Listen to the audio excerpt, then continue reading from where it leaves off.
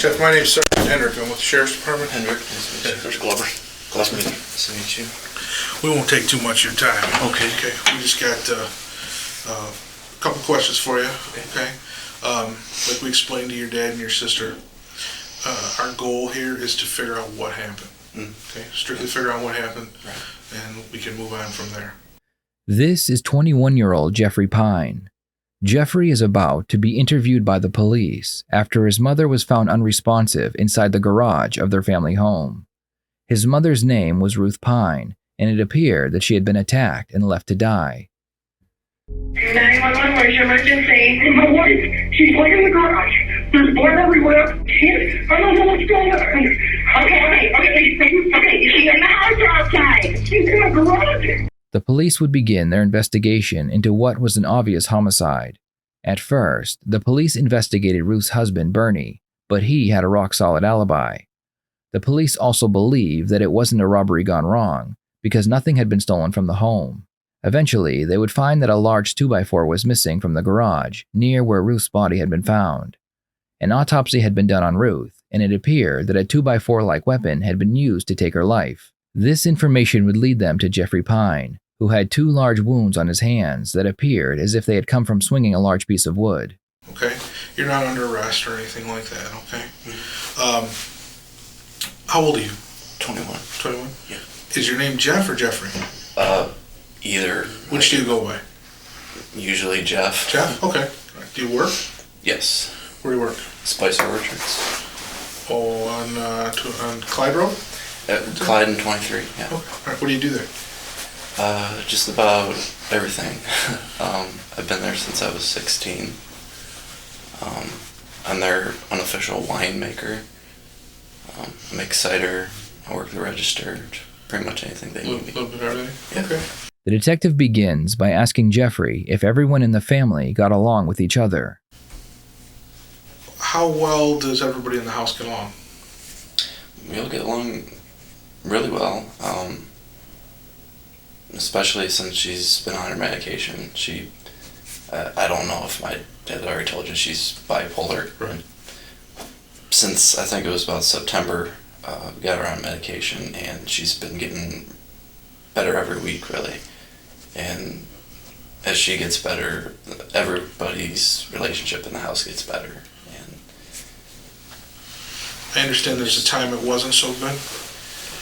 well, it's when she goes manic, it puts a lot of stress on us all, and it's tough around the house. Right. So. But it hadn't been that way in a long time, since September. So. I understand that there was an issue where there was some sort of fight between the two of you and she ended up getting arrested a while back? Yeah, that was back last summer. She was not on her medication.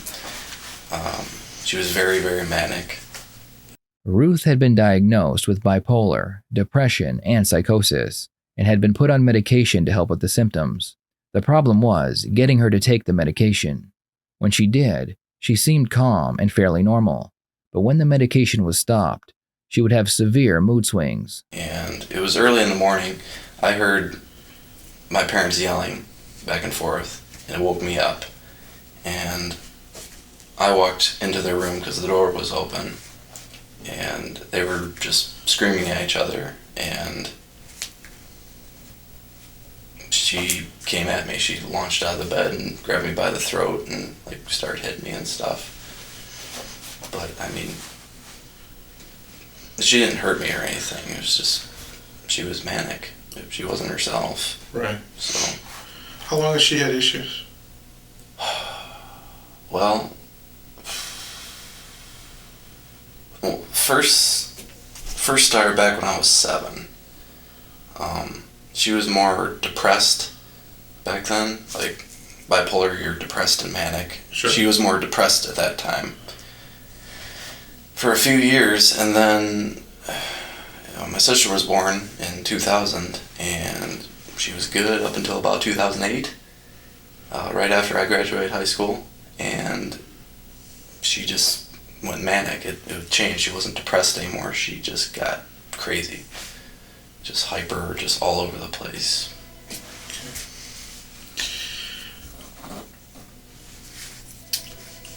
And you said she's been on medication?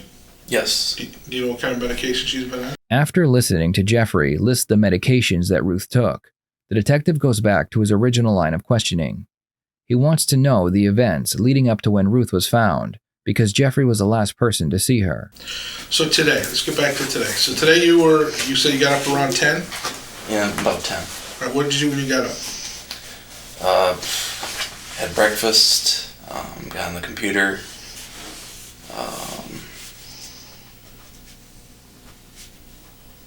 didn't really do a whole lot. She got home from grocery shopping and I helped her bring the groceries in and put some of them away. And Where'd she go grocery shopping in India? Meyer. So was she home when you got up, or was she already gone? No, she was gone. Okay. She got back, I don't know what time it was, like 11:30 or noon, something like that. Who was home when you got there? Or when you got up, was anybody else home? No, it was just me. Just you? Okay, Yeah. all right. So then she got back and you helped her put the groceries away, and then you said at some point she went upstairs and laid down. Yeah. Was that right away after she put the groceries? What'd she do before she went up there? I don't know, she was in the living room. I think she was reading. She was in there for a little bit, and then I know she went upstairs to lay down, because when I left, that's where she was, so. Was there any issue? Was she upset about anything, or everything okay when you left? No, everything was fine. Okay. Did she know you were leaving? Did you tell her you were leaving? Yeah. Okay. And you drive what car? The 90 olds. The brown one. The brown one? Yeah. Okay. And then there was another one in the driveway, a white. A white one? Yeah, Okay. white. I think it's an Oldsmobile. Yeah. Whose is that? That's my dad's. He hardly ever drives it. He bought it because it was a good deal. Okay. And he drives the blue car usually. All right. And then the one in the garage is. The van. It's my mom's. Your mom drives that one? Yeah. Okay. All right. When you left, what door did you go out? I went out the garage door. The overhead roll-up door? Not the roll-up door, the side garage door. The side garage door. Okay. All right. Did you lock the door? No, I left it unlocked. Okay. Do you normally leave it unlocked? Usually, I knew my dad and Julia were coming home from school, so I left it unlocked for Left him. it unlocked? Yeah. Okay. And you think that was around 1:30? Yeah, I left it about 1:30. Okay. Jeffrey claims that after leaving his home, he went to a neighbor to continue some yard work that he had been paid to do. This would have been a great alibi, except that the neighbor was not home. But Jeffrey did leave her a voicemail. Prosecution would use this voicemail in court, saying that Jeffrey called his neighbor to try and establish an alibi. I've been over to your house a few times. I thought you were coming home. I was just over there for about an hour or so, just kind of sweeping up, kind of checking things out. I was actually hoping you'd be there. Did you go anywhere else other than to that lady's house and then to Spicer's? Did you stop at any grocery stores, party stores, gas stations? No, I went right to her house, and then I left and went right to Spicer's. Okay. What time did you get to work today? At Spicer's? I got there right before 3. Right before 3? Yeah. And you're supposed to start at 3? Started at 3, yeah. I usually get there about 10 minutes early. Do you punch in? Yeah, I punch in a time card. Oh, okay. Yeah. And what were your responsibilities today? Today, my boss didn't give me any set jobs. I usually just go in and start doing stuff. First thing I did was I went and checked the bathrooms, because usually when you come in the afternoon, that's what you do. So I went there and checked them, and really the only other thing I did was weigh up a keg of hard cider and put it in the fridge under the bar, hook that up. So, and then my dad called me and told me to come home. And I just left. What did your dad tell you on the phone? He just said, come home right now, hurry. I asked him, what's going on? Are you okay? What's going on? And he said, just get home, drive safe. And so I just told my manager, I was like, my dad just called, I gotta get going. I don't know what's going on. So, and she said, just go. What's your manager's name? There's a few. The one I told was, her name's Heather Spicer. Heather Spicer? Okay. Yeah. All right. Well, what's wrong with your hands? This was from work today. I was flipping over a pallet on my way to check the bathrooms, and as I was flipping it over, my hand got caught in there and just tore off the skin. Jeffrey claims that flipping a pallet is what caused the wounds on both of his hands. The police would interview Jeffrey's coworkers, and they would tell them that in their line of work, injuries like the ones on Jeffrey's hands are close to impossible to get. Can I see it? I mean, can you undo that? Yeah, you can. I can kind of pull it back a little bit. You can see it just rip the skin right off. Let me see. That one too? Yeah. So, That looks painful. it kind of stings when you push on it. I'm just trying to keep it covered up, so. It almost looks like a blister. It just tore the skin right off. There was like skin hanging on it, and I just like peeled it off, washed my hands, put some alcohol swab on it. So. That was it? Yeah, well, I put on a bandage at work, but the lady in the ambulance, when I got here, she gave me this. So. Oh, okay. And that was from a pallet at work? Yeah. Was that pallet near the bathroom, you said? Yeah, it was it's around the back. Just as you're walking to it, I was putting it back on the stack there, and it got my hands caught. Is it a wooden pallet? Mm-hmm. Yeah. Did you bleed a lot, or just a little bit, or no? Not really. It got really red, right? And so I was going to the bathroom, so I just rushed to the bathroom, washed my hands off, put some paper towel on it, then went into the break room, got the medical kit. So. Okay. All right.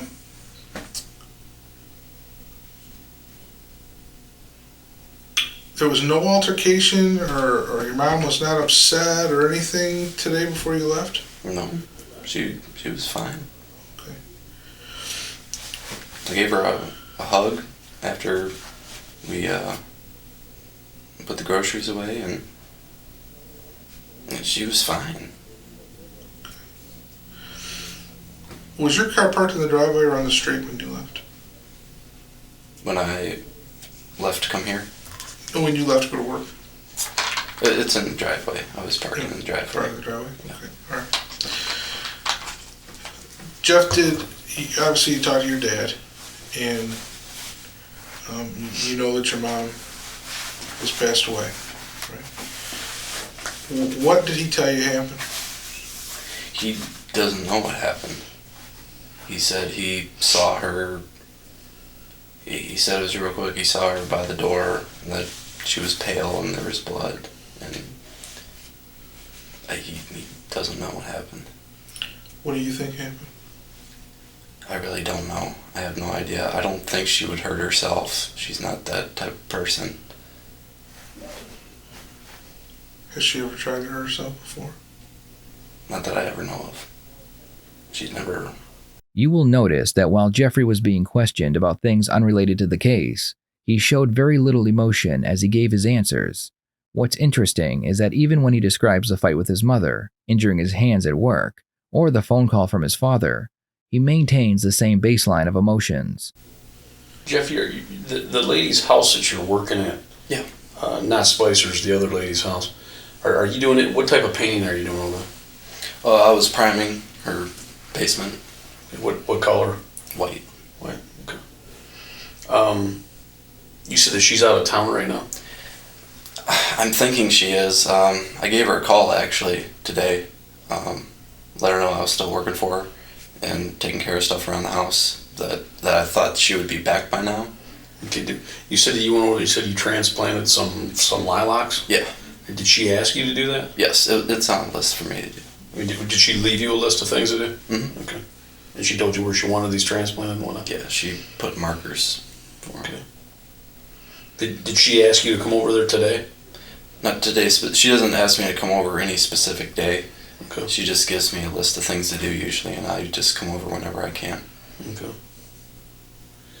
When you got up today, and did you take a shower home? No, I took a shower yesterday. Okay. Which room did you shower in? I always shower in the upstairs bathroom. It's in the hallway. Okay. There's one in my parents' bedroom. There's a bathroom there, and then there's one in the hallway. And I always shower in the hallway. Okay. And you showered yesterday? Mm-hmm. Did anybody shower in that shower today that you know of, like your sister? No, she usually showers at night. All of the evidence they have is now circumstantial, so what the detectives will need to do is establish a motive. In most homicide cases, there is usually a motive that ties a suspect to their victim.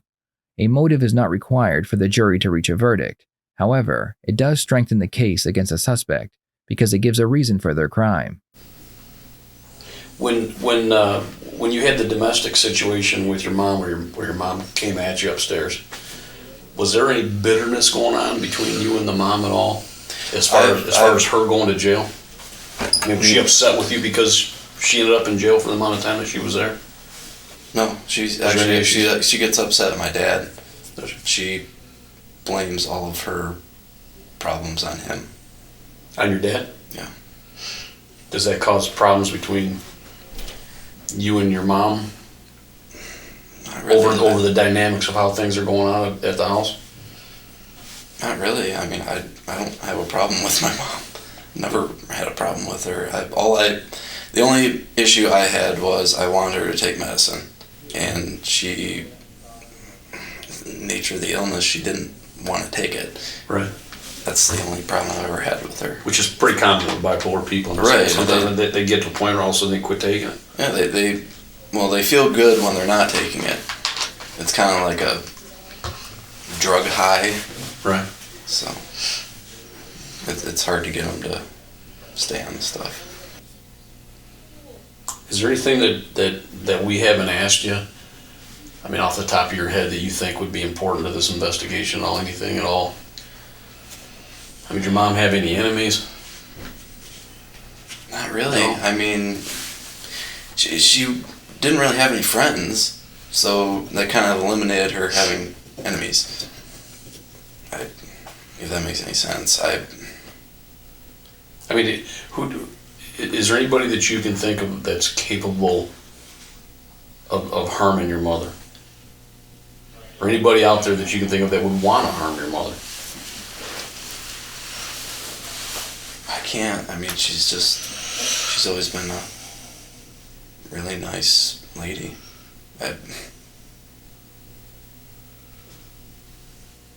think of anybody.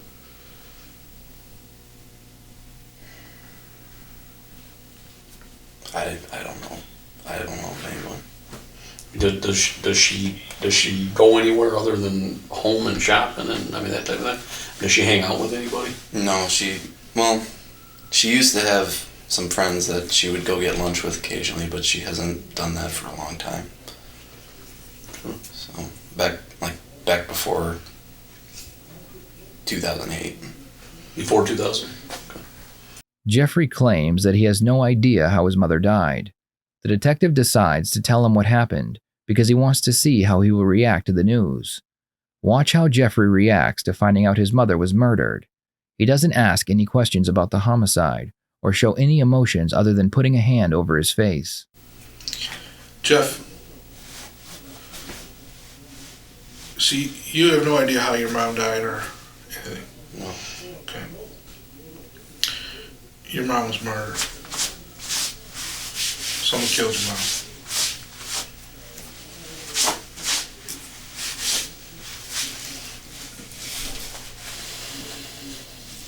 Okay, this is not an accident.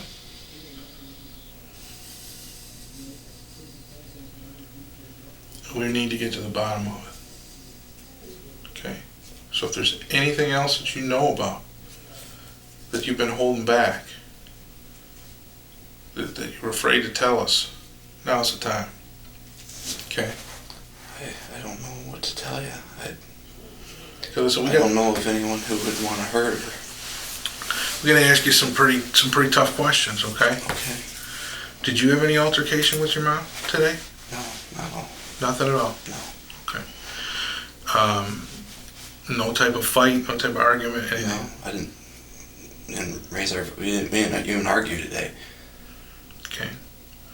And you say that you left at 1:30. Can anybody verify that you left at 1:30? How can we verify that? I don't know. I can't. Well, you said you called the lady. When did you call the lady? I called her after I left when I was on my way to Spicer's.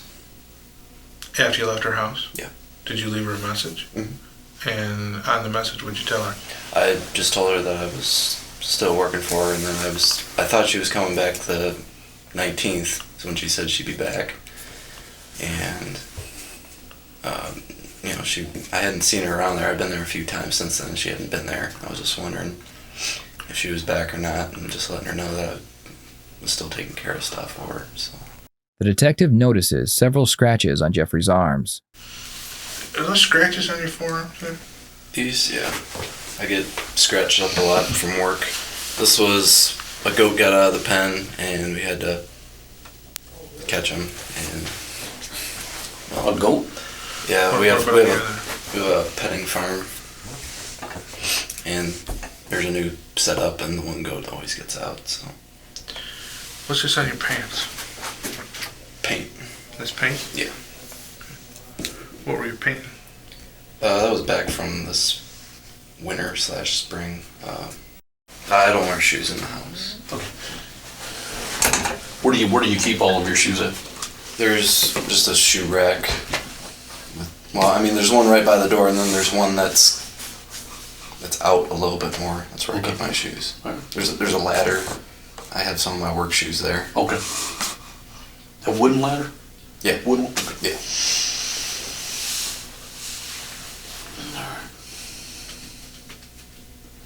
When you went over to the house on Malibu, what all did you do over there today?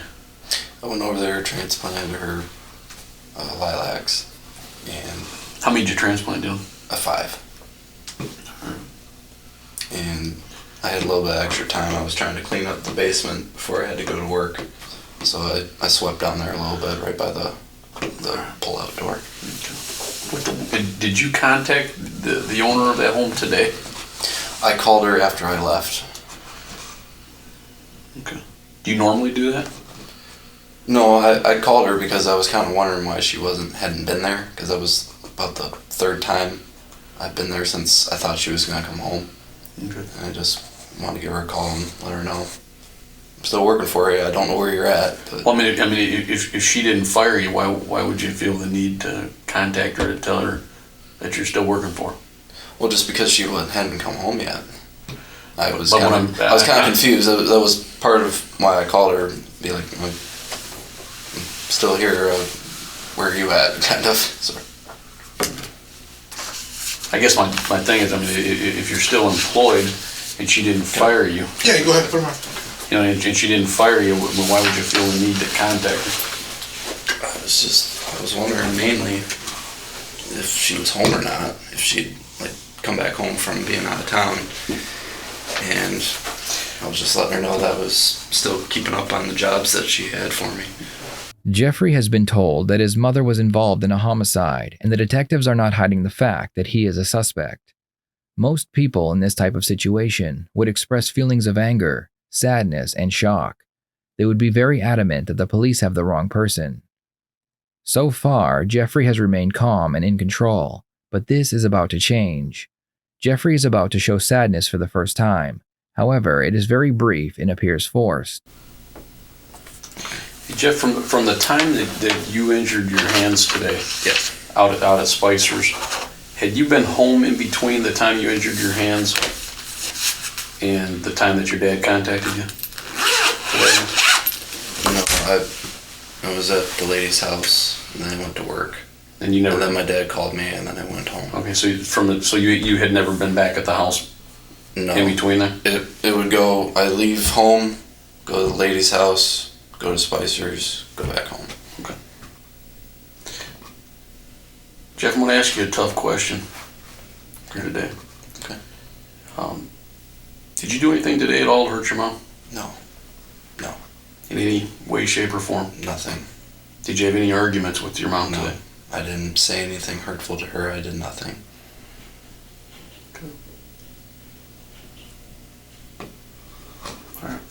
No idea who would? I have no idea who would. I can't even... Because somebody did. I'm having a hard enough time. Jeff, somebody singled your mom out today. They committed a violent act today against your mom for a reason that we can't explain. I don't know.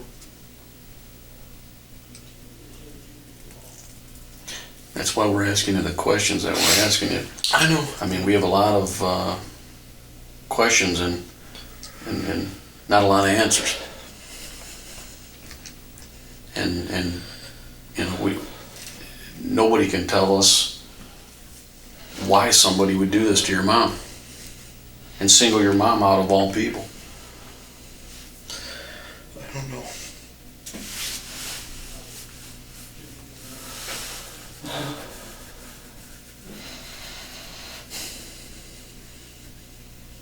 I mean, can you think of anything? Any something we haven't asked you?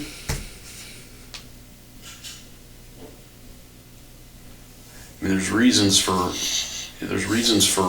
everything that happens.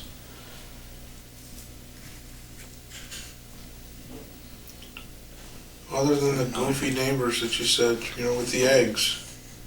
Any neighborhood disputes? Anybody unhappy about anything?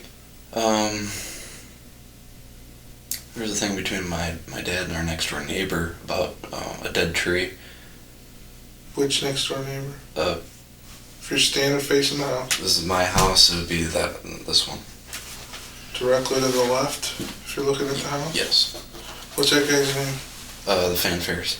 Fanfares? The only dispute we'd really ever had with them was they had a big dead tree that kind of hung over our driveway, and my dad parked his car out in the driveway. We don't have room in the garage, and he offered to take it down, and they didn't want to take it down, and there was a dispute about that, but that was I want to say a few years ago. Okay. All right. Okay, hang tight for a minute. Let me go check on your pants, okay? Yep, I'll get you out of there. The interrogation ends here, and Jeffrey is released and goes home. 5 months later, Jeffrey would be arrested for the death of his mother. Jeffrey would take the case to trial, and prosecution would use several pieces of evidence against him. The first piece of evidence was Jeffrey's lack of emotion during the interrogation, and how he never once asked questions about his mother's death. Jeffrey claimed that he had transplanted 5 plants on the day of the crime, but the evidence would show that not to be true. Jeffrey's coworker would demonstrate for the police how the pallets were stacked at their job. He claimed that no matter what way he threw them, he could not inflict the same wounds on his hands. The final nail in Jeffrey's coffin would be the testimony from his ex-girlfriend. She claimed that Jeffrey would often become very emotional about his mother, and he attempted to move out on several occasions. She also claimed that Jeffrey had cheated on her, but because he was a very good liar, it took a while for her to find out. Jeffrey's lawyer would also state their case. They explained that there was no physical evidence tying Jeffrey to his mother. No DNA on the clothing or under the fingernails. No weapon had been found, and the crime scene had not been cleaned. As the trial played out, it appeared that the verdict could go either way. That's when prosecution made a game-changing motion. They asked the judge if there could be a second option. They wanted to add second-degree murder next to first-degree as a possible verdict. This meant if the jury wasn't convinced it was first-degree, but they also weren't convinced he was innocent, second-degree was a third option. The second-degree murder charge, and counsel has objected. We are entitled to that lesser-included offense, and I'm asking for it. Thank you. We do not believe that the evidence supports first degree, let alone second degree. I'm concerned that the jury will compromise their verdict based on emotion and the evidence in this case or lack thereof. So I would ask that second degree be left out. If you find the defendant guilty of murder, you must state in your verdict whether it is first it is murder in the first degree or murder in the second degree. Jeffrey would be found guilty of second-degree murder and receive 20 to 60 years in prison. What this meant was that Jeffrey must serve a minimum of 20 years, but on the 20-year mark, he would have a chance of being paroled. To 20 years to 60 years with the Michigan Department of Corrections. He gets credit for 476 days. He is ordered to pay the crime victim rights fee of $130. He is assessed state cost of $68. It is also ordered that the defendant shall comply with DNA testing as an additional condition of his sentence. To this day, Jeffrey's father claims that his son is innocent. It was a coward and a monster that did this to my wife, and that's not my son. He could never harm her. Do you have any idea who might have done it? I can't speak to that. You know what? You know whose job that was? The detectives. And you know what they did? Nothing. They looked at me and they looked at my son. They did nothing else. They took the easy way out. He would never harm his mother. He loved her. He never showed anything but compassion and love for his mother. And he's the best. Jeffrey loved his mother so much, and he supported her in everything. Is Jeffrey innocent or guilty? Was all the evidence circumstantial, or was Jeffrey tired of dealing with his mother's mental health issues? I would love to hear your thoughts on this case. Thank you for watching. I will see you next time here on the Red Tree Crime YouTube channel.